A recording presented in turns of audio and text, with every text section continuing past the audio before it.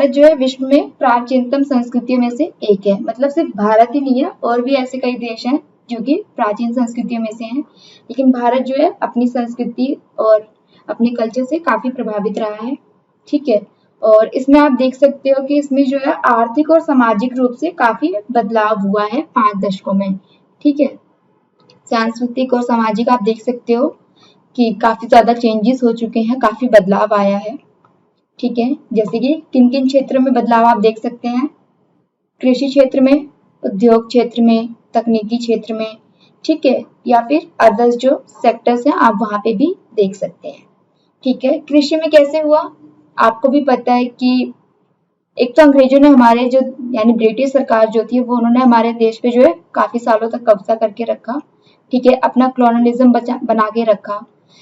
ठीक, तो उस टाइम पे क्या था, हमारा देश जो है विकास नहीं हो सका सही से, क्योंकि हम लोग जो है अपनी बौद्धिक या आंतरिक तरीके से हम कह सकते हैं कि हम लोगों ने फिजिकली और मेंटली हम लोग इतना डेवलप नहीं हो सके।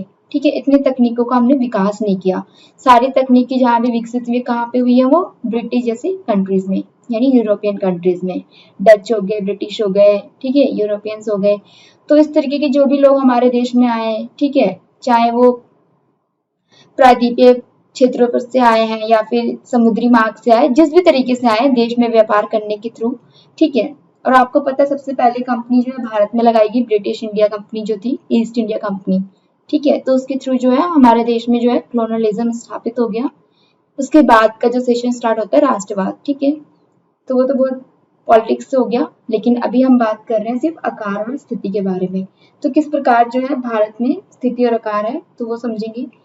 और आप यहाँ पे देख सकते हो कि लंबे समय से जो है अंतर्जात और बहिर्जात यानी आंतरिक रूप से और आउटर साइड यानी इंटरनल और आउटर साइड से किस तरीके से फोर्सेस के कारण जो है परिवर्तन हुए। आपको पता है पृथ्वी का निर्माण काफी हजारों या करोड़ों वर्ष कह सकते हो आप, जो है निर्माण हुआ उसका।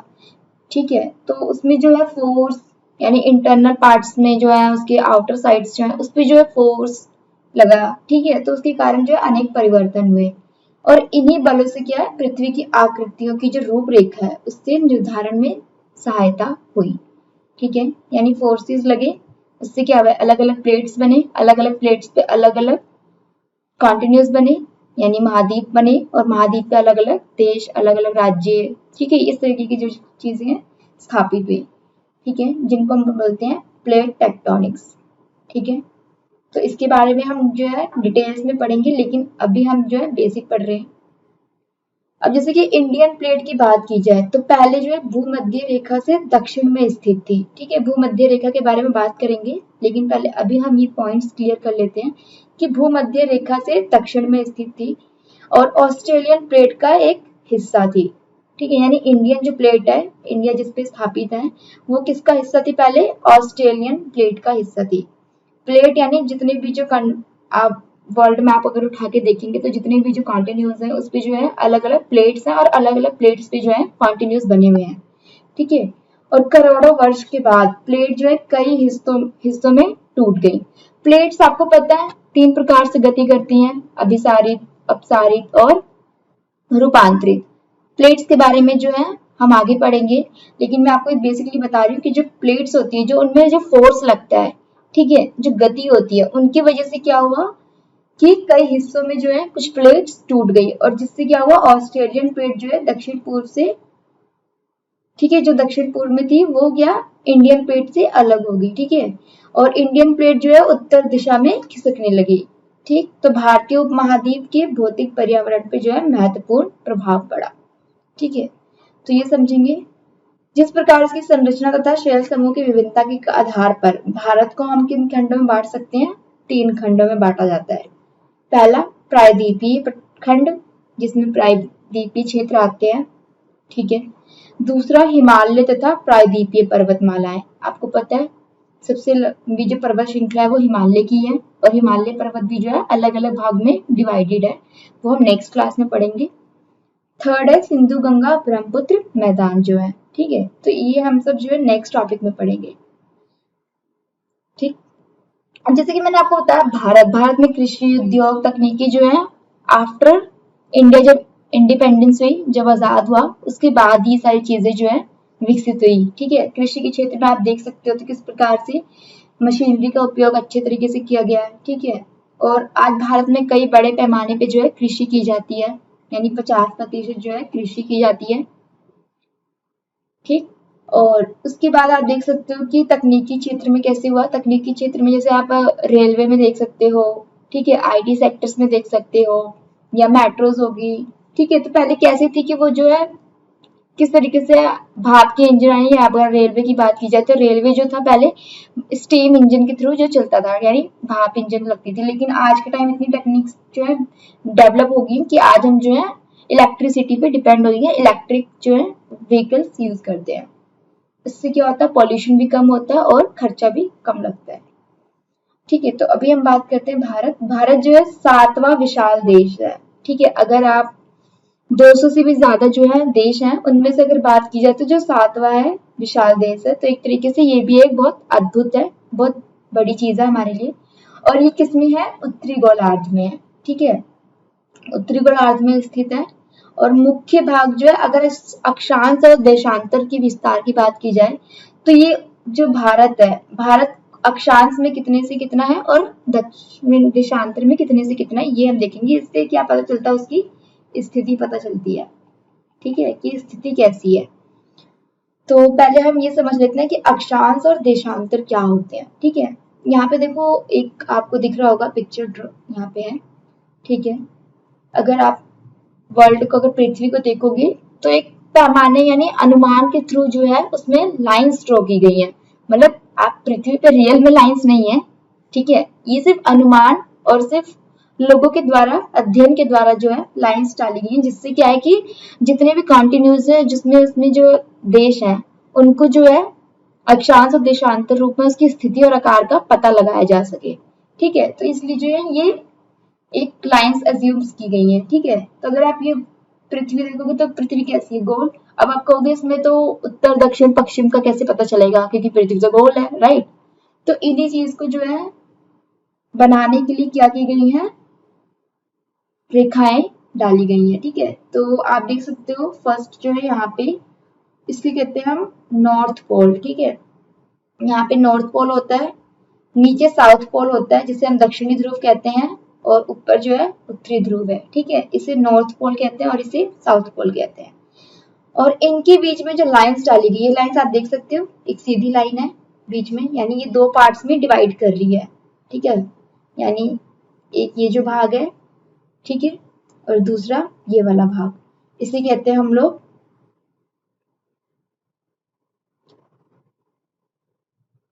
उत्तरी गोलार्ध। ठीक है,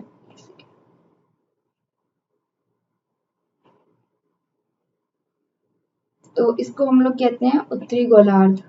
गोलार्ध मतलब हेमिस्फीयर। ठीक है, एक सर्कल का आधा हिस्सा जो होता है उसे बोलते हैं स्फीयर, यानी गोलार्ध। तो इसलिए उत्तरी गोलार्ध, क्योंकि जो ये जो लाइन है, ठीक है, सेंटर में जो आप लाइन देख रहे हैं, दो हिस्सों में बांटती है। ठीक है, पृथ्वी को दो हिस्सों में डिवाइड करती है, जिसमें ऊपर वाला जो पोर्शन है ये उत्तरी गोलार्ध है और नीचे वाला जो पोर्शन है ये दक्षिणी गोलार्ध है। तो उत्तरी वाले जो पोर्शन में जो भी प्लेट्स है, जो भी महाद्वीप है, उसके जितनी भी कंट्रीज हैं उनका जो है अक्षांशीय विस्तार ज्ञात करता है कि दक्षिण से उत्तर में अक्षांश कितना है उनका। ठीक है, तो इसे कहते हैं उत्तरी गोलार्ध, और दूसरा हो गया दक्षिणी गोलार्ध। ठीक है, दो हिस्सों में डिवाइडेड हो गया। ठीक, इससे क्या है कि हम एक देश की स्थिति का पता कर सकते हैं। ठीक है, कि कौन से गोलार्ध में स्थित है और उसका उत्तर से दक्षिण कितना है और पूर्व से पश्चिम कितना हिस्सा है। ठीक है, तो अगर हम इंडिया की बात करें सिर्फ, तो यहाँ पे मैं मैप दिखा देती हूँ, एक सेकेंड। यहाँ आप मैप देख सकते हो। ठीक है, ये मैप है, ये इंडिया है। ठीक है, इंडिया कौन सी कंट्री में है, सॉरी उपमहाद्वीप में है, एशिया महाद्वीप में है। ठीक है, तो एशिया महाद्वीप में भी कहाँ पे लाई करता है वो, दक्षिणी महाद्वीप। ठीक है, दक्षिणी एशिया में हमारा जो इंडिया है वो लाई करता है। ठीक है, दक्षिणी महाद्वीप में अगर आप इंडिया को देखते हैं तो दक्षिण में जो है हमारा जो गोलार्ध आता है, वो जो भारत, हमारा जो भारत है, मान लो एक तरीके से ये भारत है।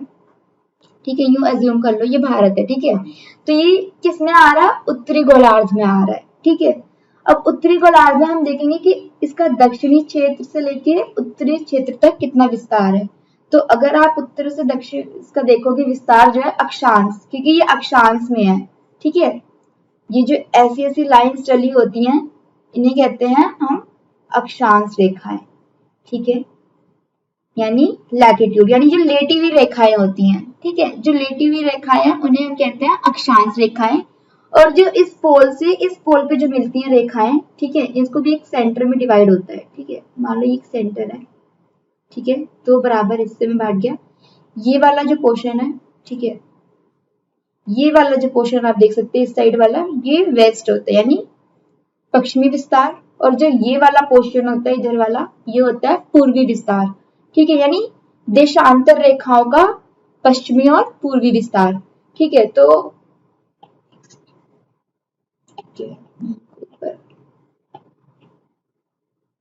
ठीक है, क्लियर कर देती हूँ मैं आपको। अक्षांश रेखाएं समझ आ गई, लैटिट्यूड लाइंस जो लेटी हुई लाइंस होती हैं, और आप देखोगे इनकी जो लाइंस होती हैं एक दूसरे के समांतर होते हैं, यानी पैरेलल होती है, एक दूसरे के बराबर होती हैं। और जैसे जैसे ये रेखाएं जो है ऊपर की ओर बढ़ती हैं, जैसे जैसे ये रेखाएं जो है अक्षांश की तरफ देखोगे, अगर आप ऊपर नॉर्थ पोल की तरफ जैसे जैसे आप जाओगे तो ये गोलाएं जो होती हैं, यानी ये जो है ऊपर का जो भाग है ये जो है छोटा होता जाता है, ठीक है, जैसे आप सर्कल देख रहे होगे इसमें बना है, ये छोटा होता जाता है, ठीक है। ऐसे ही दक्षिण में भी ये सेम, पर ये लाइंस क्या होती हैं, एक दूसरे के समानांतर होती हैं, ठीक है। तो जैसे जैसे आप नीचे की साइड आओगे या ज्यादा ऊपर की साइड जाओगे तो वैसे वैसे इनकी जो है ऊपर की जो लेंथ होती है वो कम होती जाती है, ठीक है। ये तो होगी अक्षांश रेखाएं, जो लेटी हुई रेखाएं होती हैं जिन्हें हम लैटिट्यूड लाइंस कहते हैं, ठीक है। तो हमारा जो इंडिया आता है किसमें आता है, उत्तरी गोलार्ध में आता है, ठीक है, दक्षिणी में नहीं आएगा, उत्तरी गोलार्ध में आएगा। उत्तरी गोलार्ध में भी हम इसका देशांतर और अक्षांशीय विस्तार देखेंगे कितना है, क्लियर है।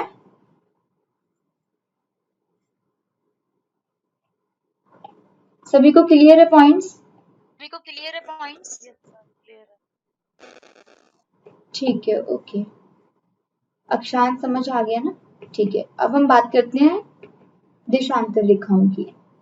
तो मान लीजिए मैंने ये डिवाइड किया, ठीक है, नॉर्थ पोल से साउथ पोल तक, ठीक है, ये सीधी लाइन से, ठीक है, थोड़ा सा ड्रॉ लाइन थोड़ी टेढ़ी मेढ़ी होगी बट आप एक तरीके से एज्यूम करिए सीधी लाइन डली हुई है, ठीक है। और इसकी जो लाइंस होती है वो कैसी होती है, यहाँ से, यानी नॉर्थ पोल और साउथ पोल पे जो लाइंस होती है वो टच करती हैं एक दूसरे के, ठीक है, ये अलग अलग नहीं होती, एक दूसरे को टच करती हैं, ठीक है, ओके, इस तरीके से आप देख सकते हो लाइंस,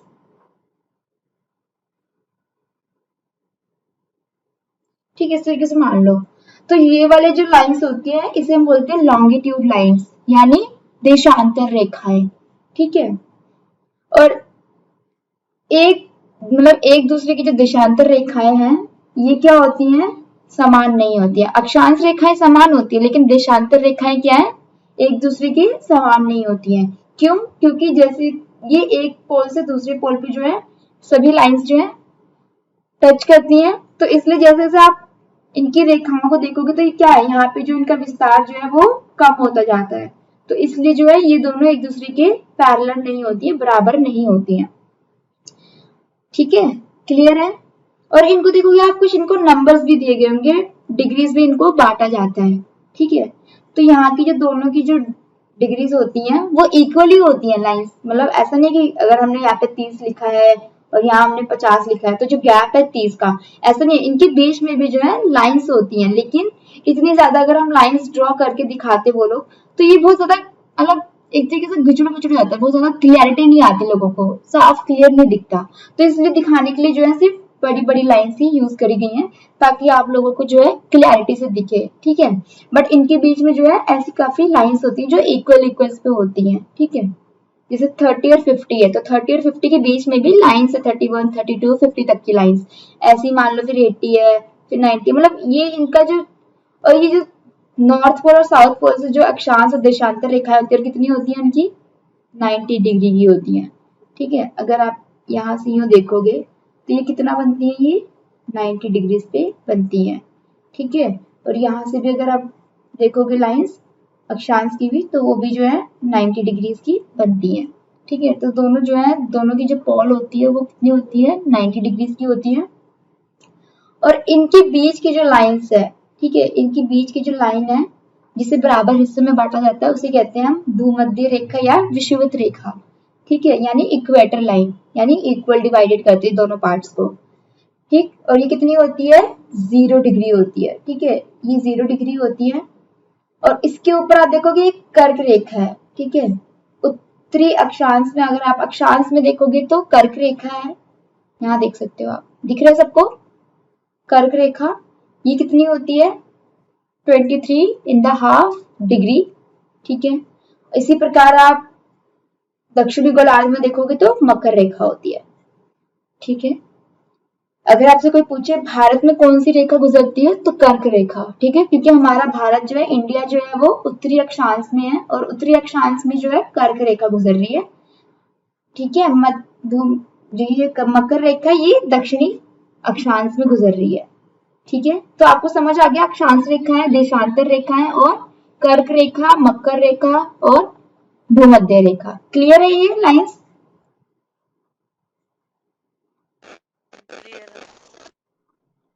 ठीक है, तो ये दोनों एक दूसरे के पार्ट्स को डिवाइड करते हैं। और यह याद रखना कि अक्षांश रेखाओं की जो दूरी होती है वो बराबर होती है, पर देशांतर रेखाओं की जो दूरी होती है एक दूसरे से वो असमान होती है, मतलब समान नहीं होती है, ठीक। और हमारा भारत जो है उत्तरी गोलार्ध में है, तो उत्तरी गोलार्ध में इसका अक्षांशीय और देशांतर विस्तार देख लेते हैं कितना है। तो इसका जो मुख्य भूभाग है 8 डिग्री 4 मिनट है, ठीक है। यहाँ पे जो 4 के साथ आप जो कोमा देखते हो, ये इसे हम मिनट में काउंट करते हैं, ठीक है। यानी उत्तरी अक्षांश मान लो यहाँ पे है, ठीक है, और यहाँ पे मान लो इंडिया है, ठीक है। तो यहाँ पे अगर इंडिया से यहाँ से बात करोगे, अगर आप यहाँ इस पॉइंट से, तो ये जो लाइन टच करती है, यानी इसका जो दक्षिणी क्षेत्र है, ये कितने से स्टार्ट होता है, 8 डिग्री 4 मिनट से, ठीक है। तो इसका अक्षांशीय अगर आप उत्तर से यहाँ तक का देखोगे, इसकी जो लाइन है, यानी यहाँ पे क्लियर कर जाएगा आपको, ये चीज मैं आपको समझाना चाह रही हूँ। ये दिख रहा है आपको मैप? तो यहाँ पे जो लाइन दिख रही है आपको 8 डिग्री 4 मिनट उत्तर, क्योंकि उत्तर में है तो हम उत्तर की बात कर रहे हैं, ये सीधी लाइंस, ठीक है। तो उत्तरी अक्षांश में कितना है, 8 डिग्री 4 मिनट से लेके 37 डिग्री 6, ठीक है, यहाँ तक इसका उत्तरी अक्षांश जो है कवर करता है। और इसी प्रकार हम अगर पूर्व से पश्चिम की ओर देखेंगे, यानी इधर से पूर्व की ओर, क्योंकि भारत जो है किसमें आ रहा है, पूर्व की साइड में लाई करता है देशांतर रेखाओं में, तो इसलिए अक्षांश को हमेशा उत्तर से लिखते हैं और देशांतर को हमेशा पूर्व से लिखते हैं, ठीक है। यहाँ पे आप देख सकते हो 82 डिग्री 30 पूर्व देशांतर रेखा को भारत का मानक यामोत्तर भी माना गया है, ठीक है। तो ये तो हम बाद में बात करेंगे, पहले हम देशांतर विस्तार देख लेते हैं कितना है। ये जो आप देख रहे हो, ठीक, ये जो लाइन जा रही है ये देशांतर रेखा की है, ठीक है। तो देशांतर रेखा कितना है, 68 डिग्री 7 पूर्व, 97 डिग्री 25 मिनट पूर्व, ठीक है। जो कोमा होती है वो मिनट्स में काउंट होती है, ये याद रखना, ठीक है। ओके, तो ये आपका हो गया 68 डिग्री 7 पूर्व, 97 डिग्री 25 पूर्व देशांतर रेखाएं, ठीक है। ये हम भारत के बारे में बात कर रहे हैं, ठीक है। उत्तरी अक्षांश समझ आगे कितना है, और इसका पूर्वी देशांतर आपको समझ आगे कितना है, ठीक है। अब हम बात करते हैं IST, यानी स्टैंडर्ड टाइम जो है इसका, इंडियन स्टैंडर्ड टाइम जो लिया गया है वो कितना है हमारा। अच्छा, आप ये देख सकते हो, ये दोनों की बात करते हैं अगर, ठीक है। टोटल क्षेत्रफल आपको पता है भारत का कितना है, 32 पॉइंट कितना आपको पता है गाइस, ये रहा। कुल क्षेत्रफल की अगर हम बात करें भारत की सिर्फ, ठीक है, टोटल क्षेत्रफल की बात कर रहे हैं, चाहे वो लैंड हो चाहे वो तटीय क्षेत्र हो, हम टोटल एरियाज की बात कर रहे हैं, तो 32.8 लाख स्क्वायर किलोमीटर है, ठीक है। स्क्वायर में क्यों है, क्योंकि उसका क्षेत्रफल बता रहा है टोटल, ठीक है, 32.8 लाख किलोमीटर है। और अगर हम विश्व की बात करें, वर्ल्ड के अंदर बात करें, तो उसका भूमि क्षेत्रफल कितना है, 2.4% ओनली। सोच रहे हो आप कितना है, सिर्फ 2.4 सेंटीमीटर और 2.4% है, ठीक है, टोटल वर्ल्ड के अंदर। और स्थल सीमा जो रेखा इसकी टच करती है कितनी है, 15,200 किलोमीटर, ठीक है। हम सिर्फ स्थल सीमा की बात कर रहे हैं इसलिए हमने यहाँ पे स्क्वायर नहीं लगाया, ठीक है। अगर हम टोटल एरियाज की बात करें तो स्क्वायर लगेगा। अगर हम सिर्फ स्थल और समुद्री तट रेखा से जो इसकी जो रेखा है जो टच करती है सीमा, उसकी बात की जा रही है। तो अगर आप भारत को देखोगे इस तरीके से, ये चीज यानी यहाँ से लेके जो पोर्शन है इसका पूरा यहाँ तक जो टच कर रहा है म्यांमार तक, ये लैंड स्थल सीमा इसकी, ठीक है। स्थल सीमा जो बात कर रही है वो कितनी है, 15,200 किलोमीटर। और इसी प्रकार समुद्री तट रेखा कितनी है, 7,516.6 किलोमीटर है। यानी ये जो समुद्री तट से इसका जो है एरिया जो है टच कर रहा है, ठीक है। आप सब देख सकते हो यहाँ तक, ठीक है। ये आपको समझ आ गया, क्लियर है आप सबको ये पॉइंट, ठीक है, ओके। और इसी को हम मानक यहाँ पे जो पूर्ण देशांतर रेखा को आप देख सकते हो, ये जो लाइन डिवाइड जा रही है बीच में से, ये वाली लाइन मैं थोड़ा जूम कर देती हूँ। ये जो लाइंस आपको दिख रही है,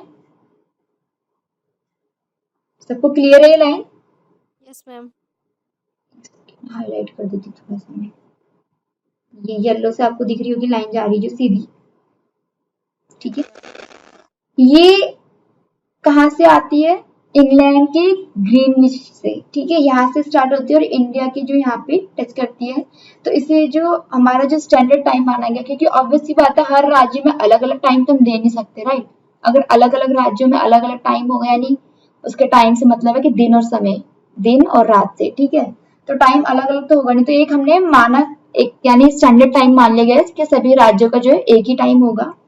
तो इस प्रकार जो भारत का स्टैंडर्ड टाइम जो है 82 डिग्री 30 मिनट देशांतर रेखा को भारत का यामोत्तर माना गया है, ठीक है, क्लियर है। ये आप देख सकते हो यहाँ पे। और ये कहाँ से गुजरती है रेखा, कहाँ से, उत्तर प्रदेश के इलाहाबाद मिर्जापुर से, ठीक है। मिर्जापुर बहुत पॉपुलर है, आपने सीरीज भी देखी होगी, वेब सीरीज भी आई होगी इसकी, ठीक है। मिर्जापुर यानी यूपी में, यहाँ से गुजरती है ये लाइन, ठीक है।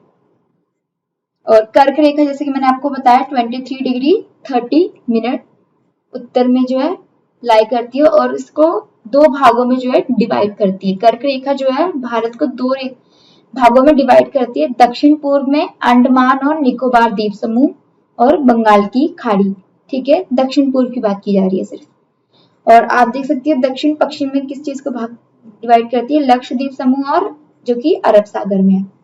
यानी अंडमान और निकोबार जो द्वीप समूह है भारत के, वो बंगाल की खाड़ी में है और लक्षद्वीप समूह जो है वो अरब सागर में है, ठीक है। ये भी भारत का हिस्सा है, ठीक, क्लियर है। ये दो भागों में डिवाइड करती है। आकार हमने देख लिया, भारत का आकार कितना है, कुल क्षेत्रफल 32.8 लाख स्क्वायर किलोमीटर। और विश्व में बात की जाए कुल 2.4% है सिर्फ। और स्थल सीमा जो रेखा है इसकी 15,002 किलोमीटर है, समुद्री तट रेखा 7,516.6 किलोमीटर है, ठीक है।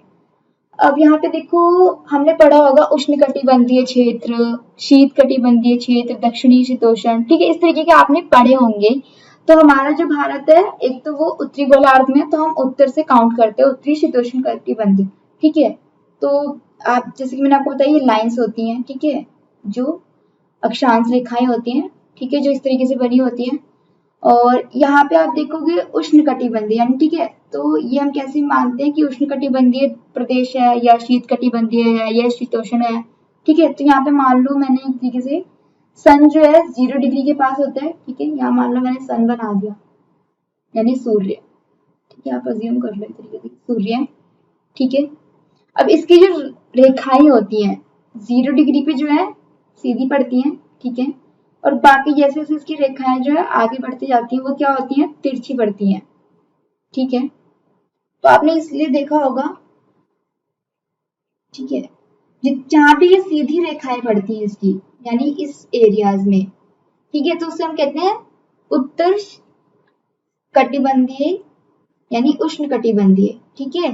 जो कर्क रेखा और मकर रेखा के बीच में जो रेखाएं इसकी पड़ती है, सूर्य की जो किरणें पड़ती है यहाँ पे, यहाँ पे आप देख सकते हो।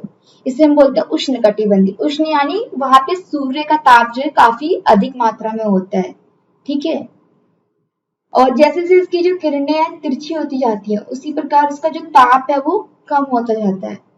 तो कम होते होते क्या होता है, जितनी यहाँ पे पड़ती है कर्क रेखा से जो ऊपर की जो भाग होते हैं उधर उत्तरी शीतोष्ण यानी थोड़ा बहुत ताप पड़ता है, हल्का हल्का, ठीक है। तो उत्तरी शीतोष्ण यानी हल्का गर्म हल्का शीत, ठीक है। तो इस प्रकार इसको बोलते हैं उत्तरी शीतोष्ण।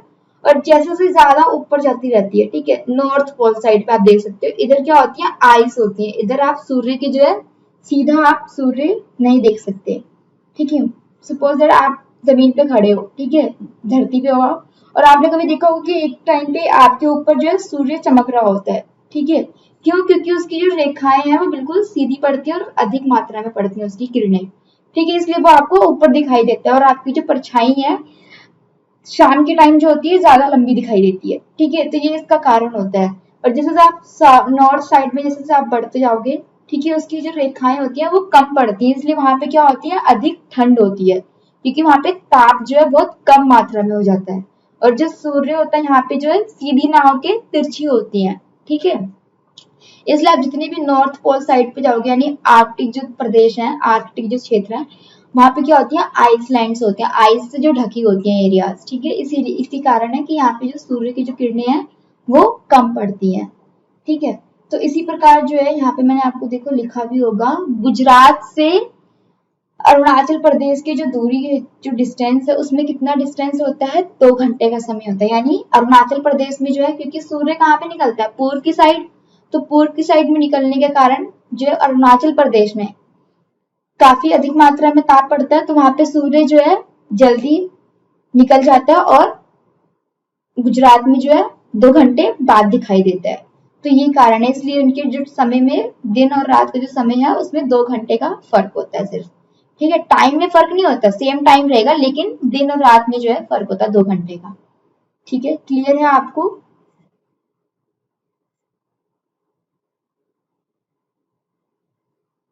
देखिए यहाँ पे गुजरात और अरुणाचल प्रदेश के जो बीच में जो समय का अंतर है वो इसी कारण है कि 2 घंटे का उनमें समय होता है, ठीक है। यानी 2 घंटे पहले अरुणाचल प्रदेश में जो है सूर्य पहले दिखाई देगा, और वहीं 2 घंटे बाद जो है गुजरात में जो है बाद में दिखाई देगा, ठीक है। तो बस ये फर्क है इतना। और मैंने आपको बताया कि दो देशांतर रेखाओं की जो बीच की दूरी होती है वो समान नहीं होती है। क्लियर है ये सब आपको इतना? और अगर हम यहाँ से उत्तर से यहाँ तक की बात करें, 8 डिग्री 4 मिनट से 7 डिग्री 37 डिग्री 6 मिनट से यहाँ पे जो इसका जो दूरी है कितनी है, वो 2933 किलोमीटर है। और वही देशांतर में पूर्व से 68 डिग्री 7 मिनट पूर्व से 97 डिग्री 25 मिनट पे अगर हम देखें तो कितनी दूरी, इसका डिस्टेंस कितना है, 2930 किलोमीटर है। और उत्तर अक्षांश से कितना है, 3214 किलोमीटर है, ठीक है। ये आप इसका डिस्टेंस देख सकते हो कि उत्तरी अक्षांश से लेके यहाँ पे कितना है और देशांतर कितना है इसका, ठीक है। ये दूरी है इसकी लंबाई। और आपको पता है यहाँ पे अरब सागर है, अरब सागर में जो हमारा लक्षद्वीप समूह आता है, और बंगाल की खाड़ी में कौन सा आता है, हमारा अंडमान और निकोबार द्वीप। बंगाल की खाड़ी आप इस तरीके से ज्ञात कर सकते हो, यहाँ पे जो है पश्चिम बंगाल है, यानी पूर्व साइड में जो है पश्चिम बंगाल है, तो पश्चिम बंगाल से आप बंगाल की खाड़ी जो है याद कर सकते हो, ठीक है। क्लियर है ये सब?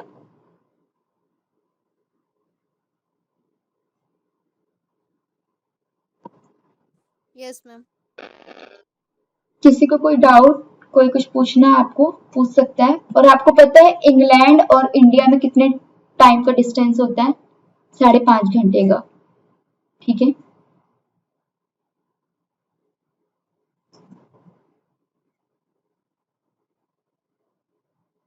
ठीक, तो आगे बढ़ते हैं। ओके। और एक चीज और गाइस, यहाँ पे देखिए, आप देख सकते हैं भारतीय संघ राज्य का जो सबसे दक्षिणी बिंदु है, जो कि इंदिरा पॉइंट कहा जाता था, ठीक है, यानी उसे कहा जाता था, मीन्स दैट प्रेजेंट में अब वो नहीं है। क्यों नहीं है? क्योंकि सन 2004 में जब सुनामी लहरें आई तो उसके कारण क्या होगी, इंदिरा पॉइंट जो है वो जलमग्न होगी।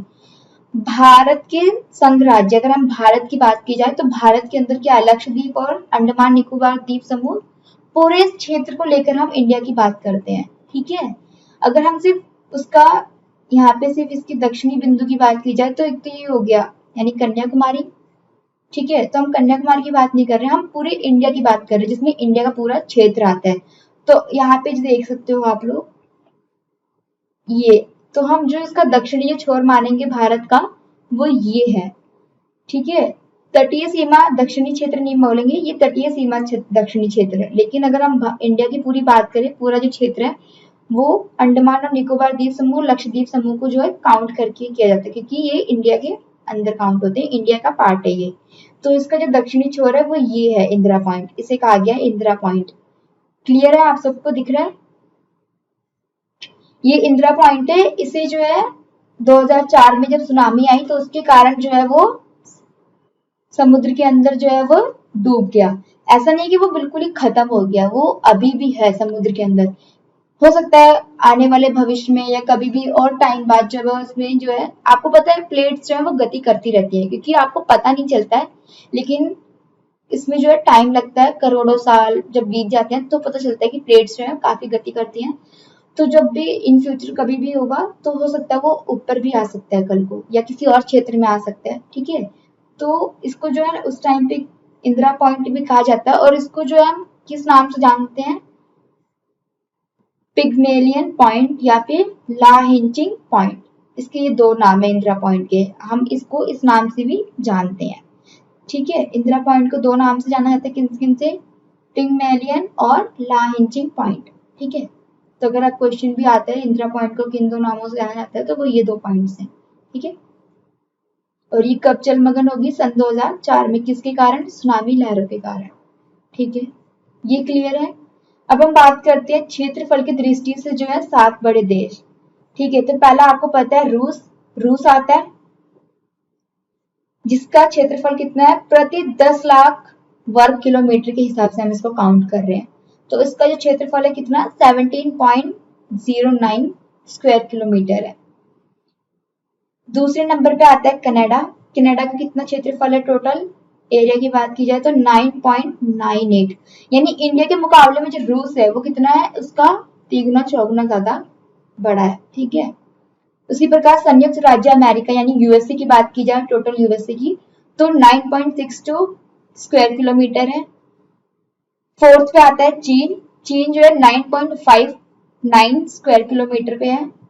ब्राजील फिफ्थ पे आता है, फिफ्थ पे इसकी जो क्षेत्रफल है 8.51 स्क्वायर किलोमीटर है। आपको पता है पॉइंट के बाद हम जो है सिंगल नंबर्स काउंट करते हैं। इसी प्रकार ऑस्ट्रेलिया 6 नंबर पे है और भारत जो है 7वें नंबर पे है। तो भारत का जो क्षेत्रफल है 3.28 स्क्वायर किलोमीटर।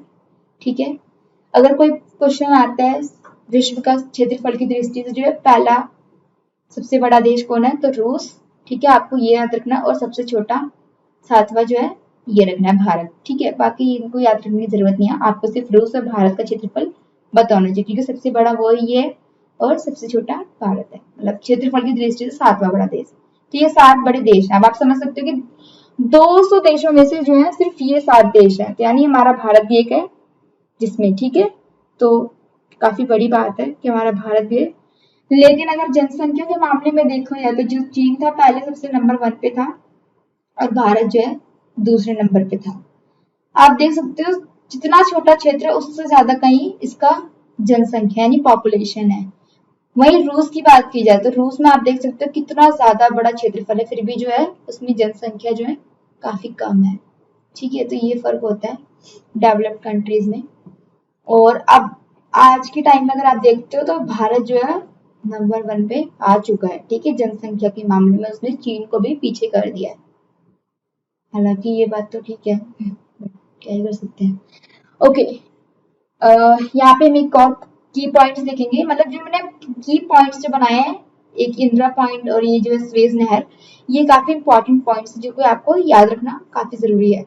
तो सन 1869 में जो है स्वेज नहर के खुलने से, ठीक है, एक स्वेज नहर है, उसके खुलने से 1869 से आपको कुछ याद आता होगा, महात्मा गांधी का बॉर्न, ठीक है, यानी 1 अक्टूबर 1869, ठीक है, सॉरी 2 अक्टूबर 1869 से आप जो है याद कर सकते हो महात्मा गांधी का बॉर्न, यानी जब महात्मा गांधी उनका जब जन्म हुआ तो उस टाइम पे क्या हुआ, सुएज नहर जो है खुल गई, जिससे भारत और यूरोप की जो दूरी है 7000 किलोमीटर कम हो गई।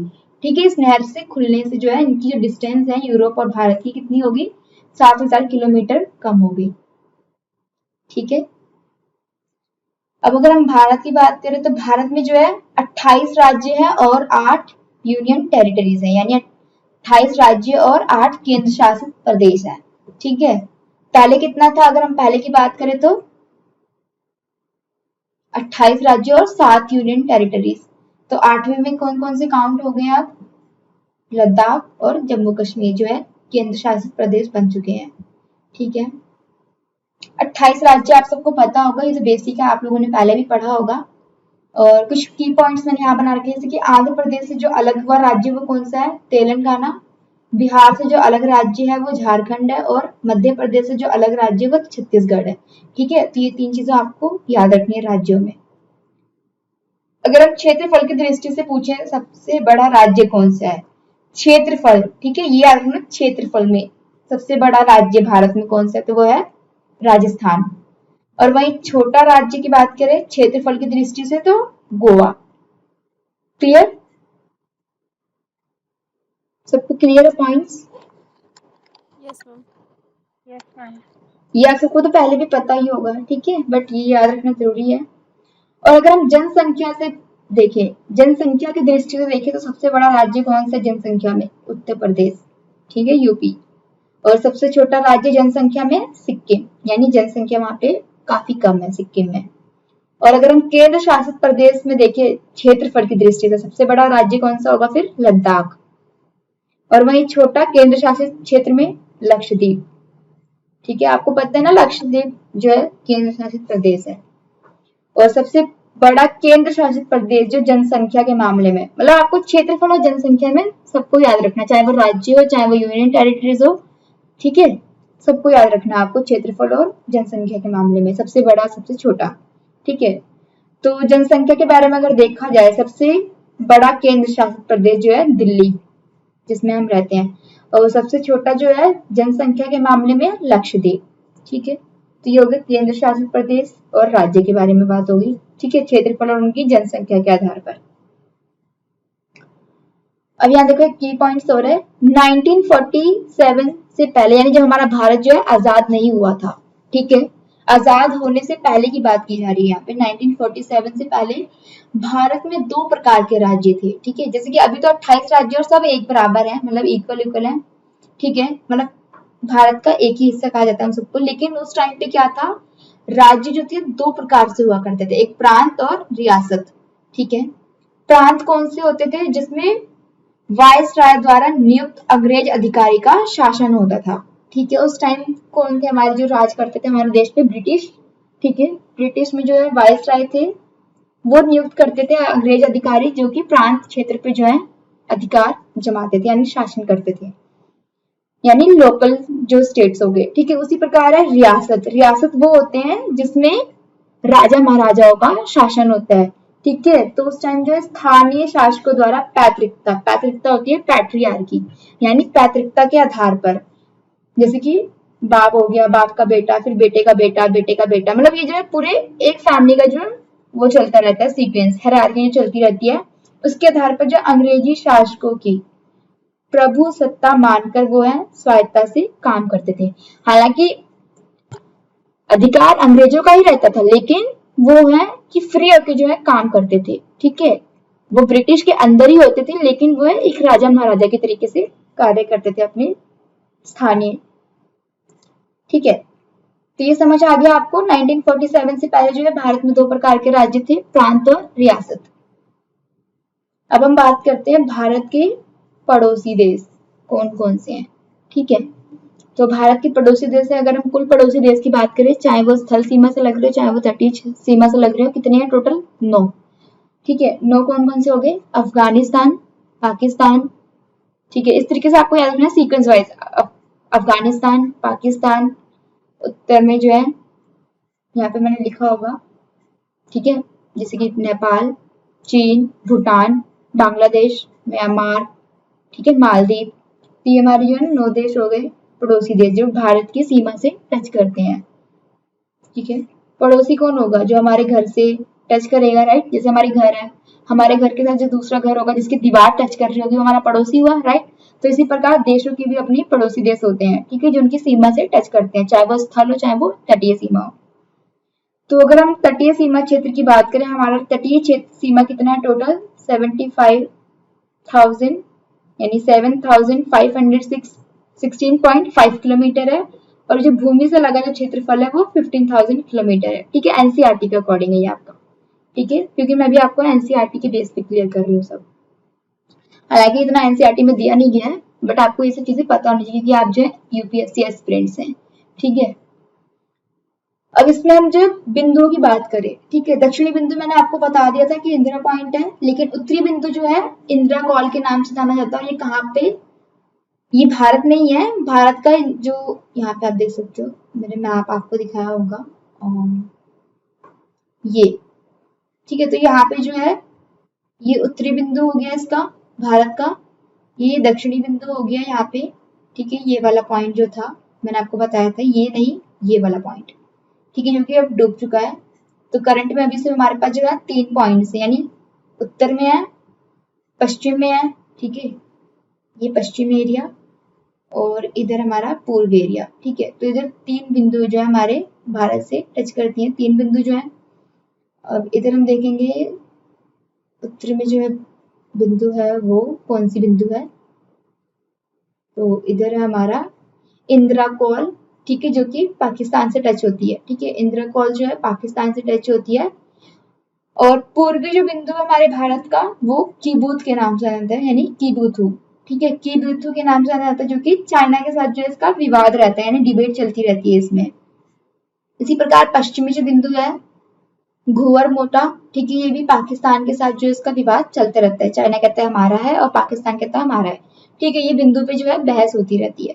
और आपको पता है सीमा विवाद भी होता रहता है चीन के साथ आए दिन, ठीक है, तो वो भी एक इश्यू है। हालांकि हमारे जो भारत का जो रिलेशन है सभी देशों के साथ काफी अच्छा रहा है, सिर्फ पाकिस्तान को छोड़कर, ठीक है। बाकी सभी देशों के साथ हमारे जो रिलेशंस हैं वो काफी अच्छे रहे हैं। और आपको पता है हमारे देश में जो है व्यापार हुआ है समुद्री मार्गों से, प्रायद्वीपीय मार्गों से। तो पहले प्रायद्वीपीय यानी पर्वतों के मार्गों से जो है, क्योंकि उस टाइम जो है समुद्री मार्ग किसी को पता नहीं थी, उसकी खोज नहीं हुई थी। बाद में जो धीरे धीरे जब डेवलप होने लगा सब चीजें, तो उसके बाद जो समुद्री मार्गों की खोज हुई, जिससे डच, पुर्तगाल, अपनी मतलब सब ब्रिटिशियन जो है आए, ठीक है, इस प्रकार। और किन किन चीजों का हमारे भारत से किन किन चीजों का व्यापार होता था? मसाले, कपड़े, ठीक है, इस प्रकार की जो है इन चीजों का जो है उपनिषद हो गए, विचार हो गए, तो इस प्रकार के जो है सभी चीजों का व्यापार होता था। तो वो चाहे स्थल मार्ग हो चाहे तटीय मार्ग हो, दोनों मार्गों के द्वारा इनका व्यापार होता था। तो इस प्रकार आप देख सकते हैं भारत काफी प्राचीन है और एक अद्भुत है अपने में, ठीक है। और स्वतंत्रता के बाद आपको ही पता है कि हमारे भारत ने काफी ज्यादा खुद को, चाहे वो सामाजिक क्षेत्र हो चाहे वो आर्थिक हो या राजनीतिक हो, सब में जो है काफी उन्नति की है, जबकि हमारे देश पे काफी रूल्स हुए ब्रिटिश का। तो आप ये भी देख सकते हो, काफी बड़ी बात है, ठीक है।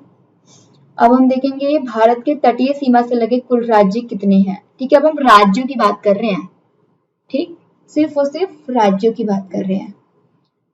तो राज्य की भी हम थोड़ी देर में करते हैं, पहले अभी हम बात कर रहे थे पड़ोसी देश, ठीक है। तो हम पहले ये देख लेते हैं कि भूमि सीमा से जो लगे पड़ोसी देश है वो कौन कौन से, यानी जो हमारी स्थल सीमा को टच करती हैं देश, वो कौन कौन से है? पाकिस्तान, अफगानिस्तान, ये किस में टच करती है? उत्तर से पश्चिम में।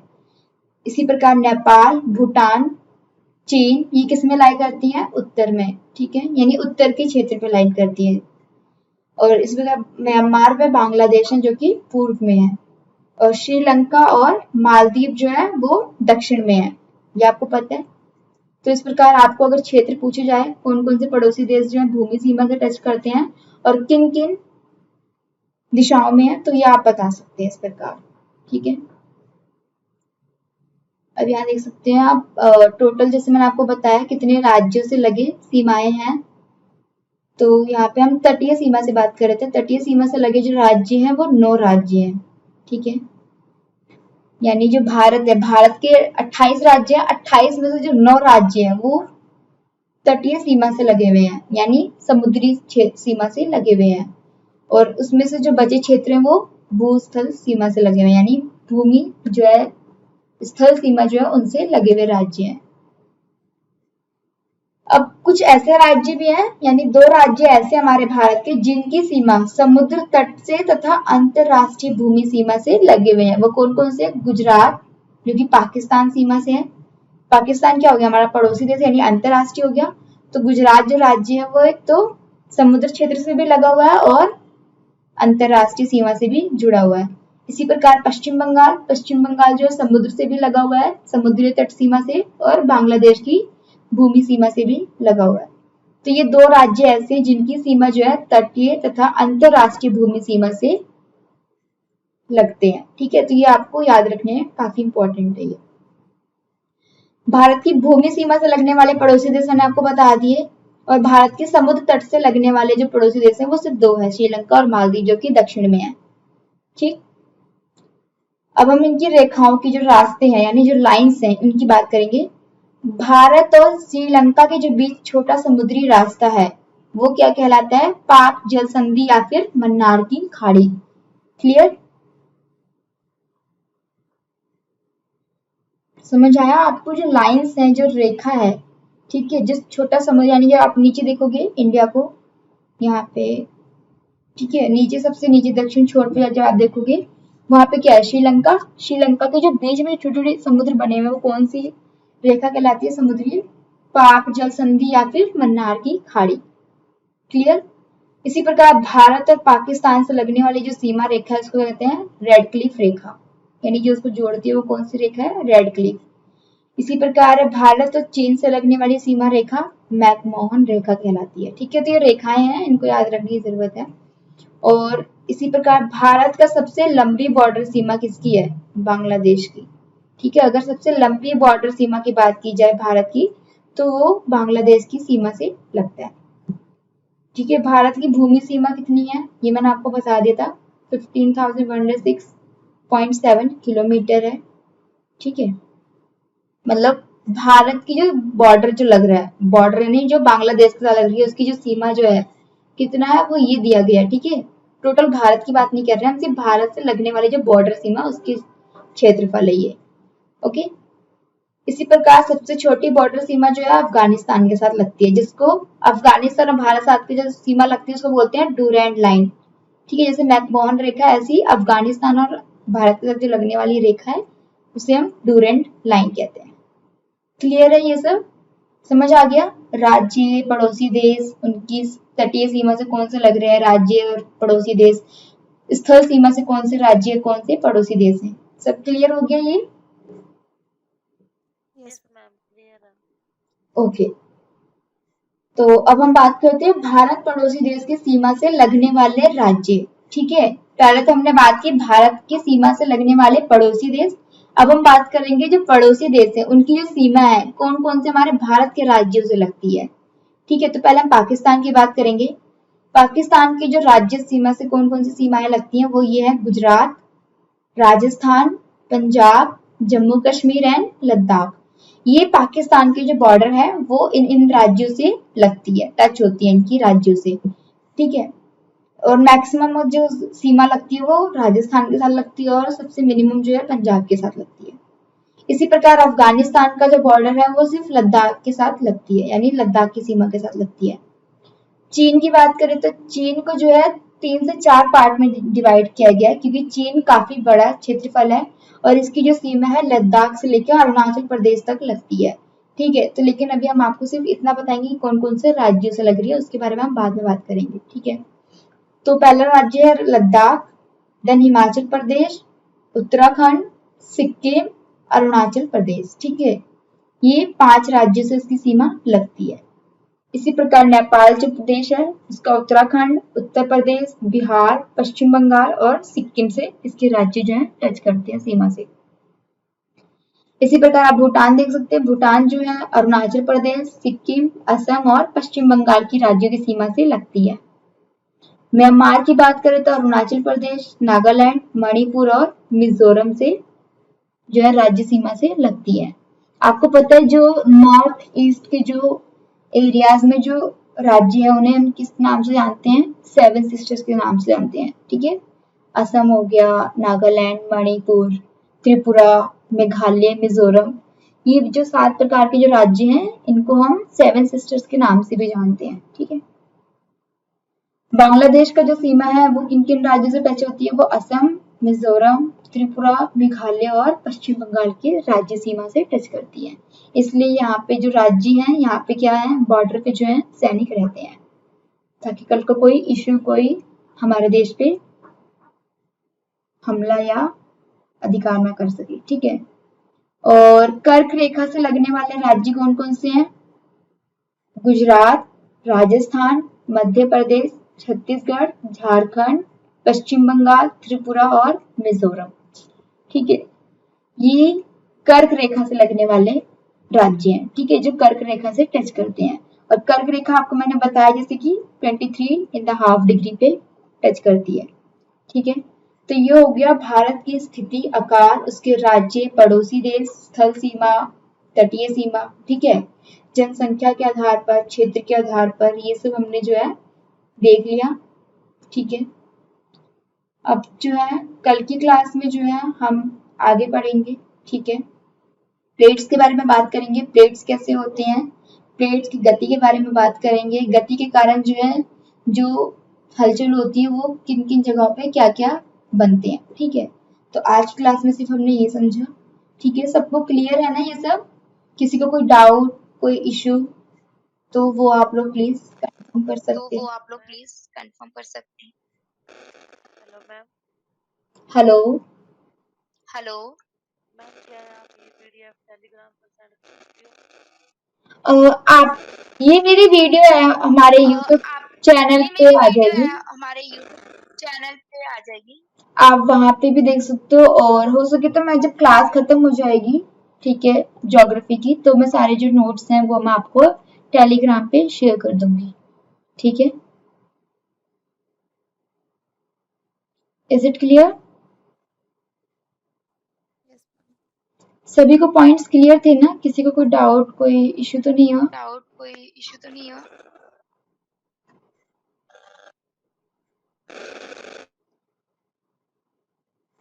ठीक है, तो ये आई होप कि आप सबको समझ आ गया हो। बाकी आप सब इन सबको जो है और अच्छे से डिटेल्स में आप पढ़ सकते हो। ठीक है, जितनी भी स्टैंडर्ड बुक्स हैं उसमें आप देखोगे, अगर आप सिर्फ ज्योग्राफी के बारे में पढ़ेंगे, अध्ययन करेंगे, तो उसमें जो है आप काफी लैबोरेट, काफी डेप्थ में पढ़ेंगे। ठीक है, ये तो बहुत बेसिक है, एनसीईआरटी है। ये सिर्फ आपका बेस क्लियर करने के लिए आपको कराया जाएगा कि आपको बेसिक कंफर्म होनी चाहिए। ठीक है, तो ये सब चीजें जो है बेसिक थी। ठीक है, बाकी मैंने बेसिक से काफी ज्यादा आपको करा दिया जो कि एनसीईआरटी में भी नहीं होते। ठीक है, तो ये आपको पता होनी चाहिए। और बाकी नोट्स की बात है तो मैं आपको 110% आपको जो है टेलीग्राम पे शेयर कर दूंगी। ठीक है, उसमें कोई दिक्कत नहीं होगी। मैम जब भी क्लास हो तो क्लास के साथ टाइम सॉरी, के साथ साथ क्या कह रहे हैं नीतू? आपकी वॉइस ब्रेक हो रही है। मैम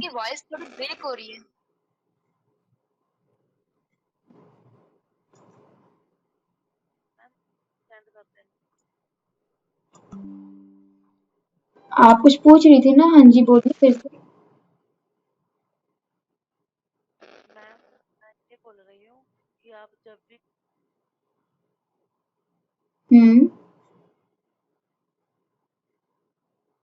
मतलब आप ये कहना चाह रहे हैं कि जब मैं क्लास लूँ तो जो नोट्स हैं वो मैं आपको ग्रुप में शेयर कर दूँ, राइट?